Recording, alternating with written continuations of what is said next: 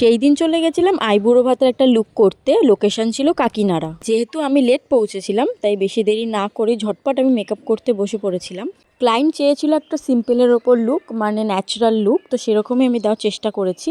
তোমরা দেখে জানিও লুকটা কেমন হয়েছে আর দিদির পছন্দ এসছে কিনা লুকটা, তো সেটা আমরা দিদির মুখ থেকেই জেনে নিই। বলো আজকে তোমার কেমন লাগলো আমার কাছে সেজে? খুব ভালো লেগেছে, খুব সুন্দর। একদম সিম্পলের মধ্যে, সিম্পল চেয়েছিলাম আমি, সিম্পলের মধ্যে খুব সুন্দর সাজানো হয়েছে। যেরকমটা চেয়েছো পুরো সেমটাই পেয়েছো তো? একদম একদম একদম। Okay, thank you so much.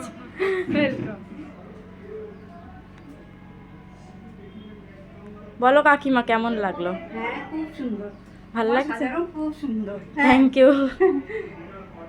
দিদি আমাকে মেহেন্দির জন্য বুক করেছিল। তারপর একটু ওয়েট করেই বিকেল 5টার সময় মেহেন্দি পড়াতে বসে পড়েছিলাম।